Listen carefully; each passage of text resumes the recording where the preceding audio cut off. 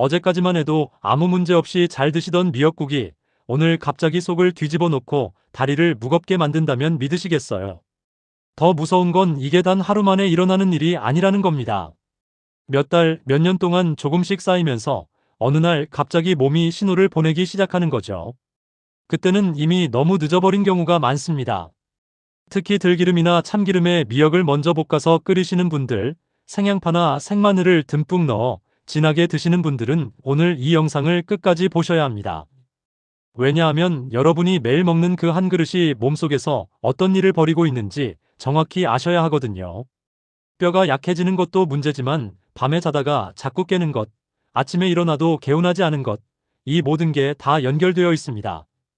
저는 35년간 노년기 식습관과 뼈 건강을 깊이 연구해온 박사 김정민입니다.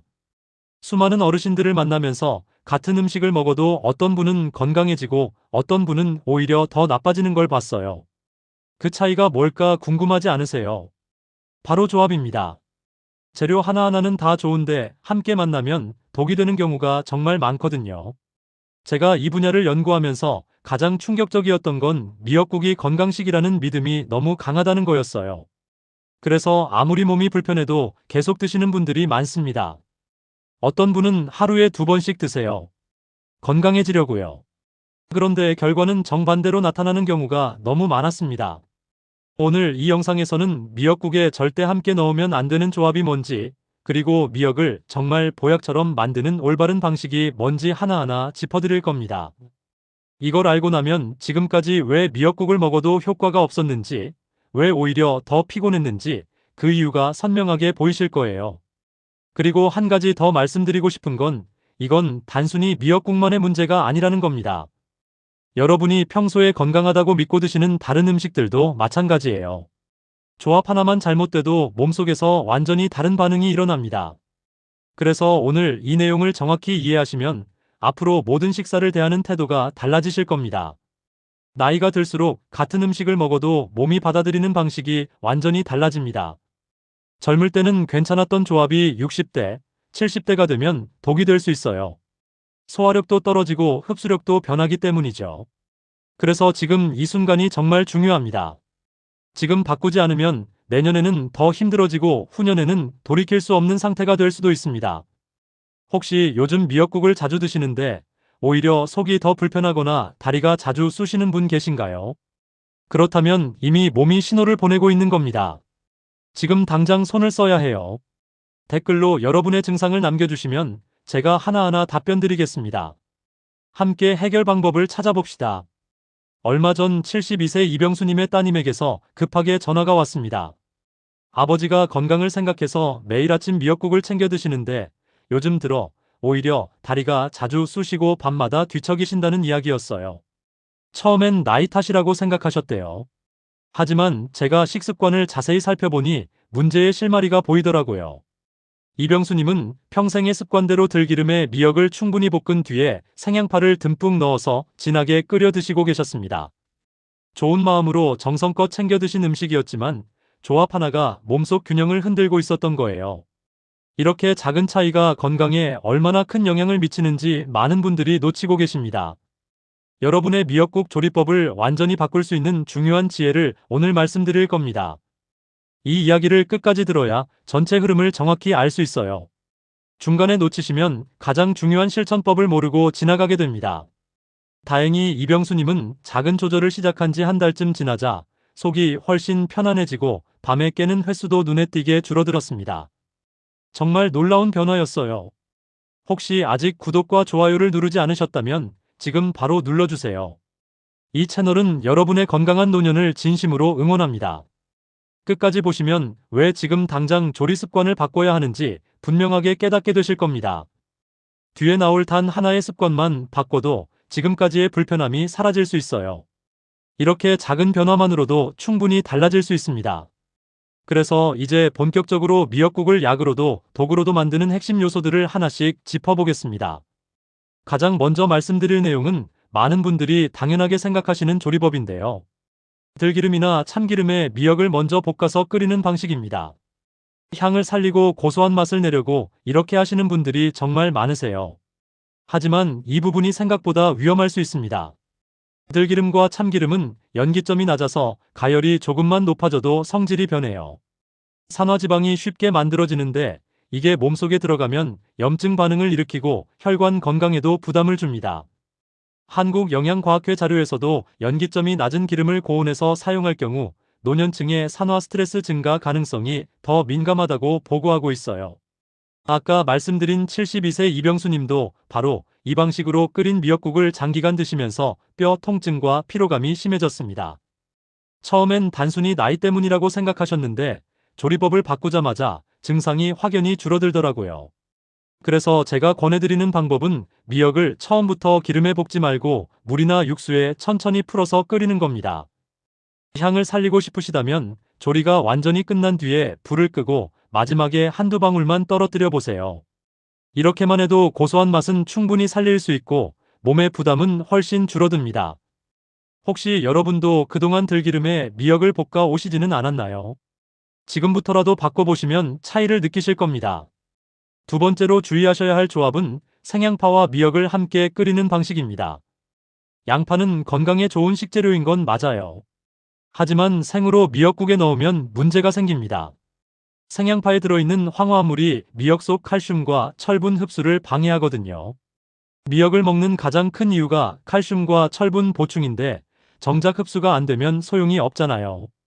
국내 식품영양연구에서도 생양파 성분이 특정 미네랄 흡수율을 낮출 수 있다는 결과가 나왔습니다.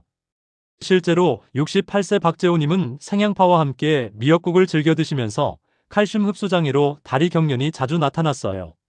밤마다 종아리가 당기고 아프다고 하시더라고요. 그래서 양파는 반드시 익혀서 넣거나 아예 생강이나 무처럼 미역과 호환이 좋은 재료로 바꾸는 게 좋습니다.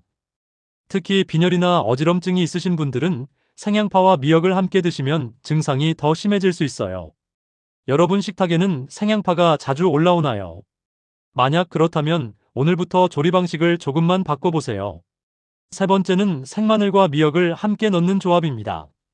마늘도 양파와 비슷한 문제를 일으켜요.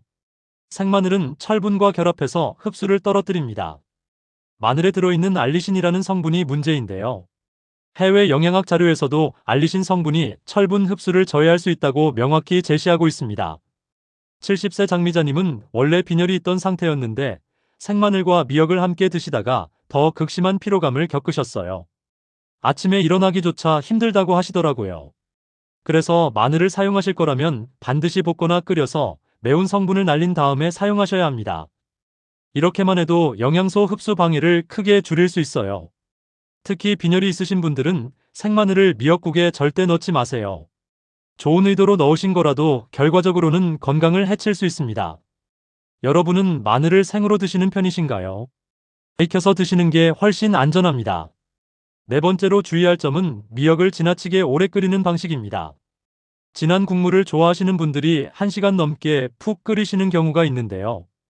이렇게 하면 미역에 들어있는 요드가 국물로 과하게 빠져나옵니다.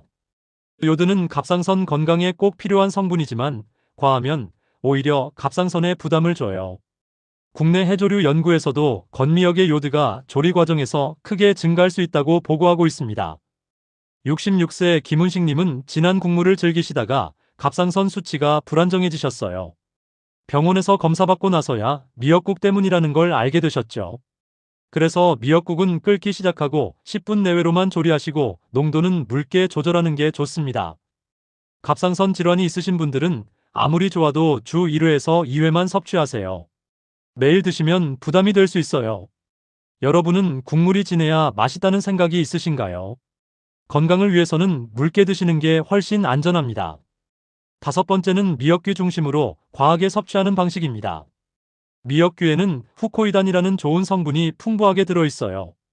그런데 질감이 워낙 단단해서 소화력이 약한 노년층에게는 오히려 부담이 됩니다. 미역귀가 몸에 좋다고 해서 일부러 많이 드시는 분들이 계신데 조심하셔야 해요. 해조류 섬유질은 노년층의 위장 기능이 저하된 상태에서는 부담을 줄 수 있다는 보고가 있습니다. 75세 윤명호님은 미역귀를 많이 드시다가 배에 가스가 차고 복부 팽만이 심해졌어요. 화장실 가는 것도 불편해지고 속이 더부룩한 게 계속되더라고요. 그래서 미역은 잎부분을 중심으로 사용하시고 단단한 귀 부분은 잘게 썰어서 부드럽게 조리하는 게 좋습니다. 소화 기능이 약하신 분들은 아예 단단한 부위는 피하시는 게 나아요. 여러분은 미역귀가 더 좋다고 생각해서 일부러 많이 드신 적 있으신가요?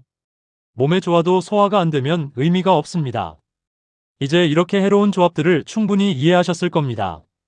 그렇다면 다음 장에서는 미역을 정말 보약처럼 바꿔주는 황금 조합들을 구체적으로 정리해 보겠습니다. 이제부터는 미역을 정말 건강식으로 만들어주는 방법들을 하나씩 알려드릴게요. 먼저 미역과 두부를 함께 조리하는 방식입니다. 이 조합은 정말 완벽해요. 미역에 들어있는 미네랄과 두부에 들어있는 단백질과 사포닌이 만나면 뼈와 관절을 안정시키는 효과가 배가 됩니다. 미역 속 칼슘이 두부의 단백질과 만나면 흡수율이 높아지거든요. 다만 두부를 너무 많이 넣으면 국물의 짜임이 무거워질 수 있어서 적당량만 사용하는 게 좋습니다. 미역 두부전처럼 부드러운 조리 형태로 섭취하시면 소화도 편하고 영양도 충분히 챙길 수 있어요. 여러분은 두부를 자주 드시는 편이신가요? 미역과 함께 드시면 효과가 정말 좋습니다. 두 번째로 추천드리는 조합은 미역과 달걀입니다.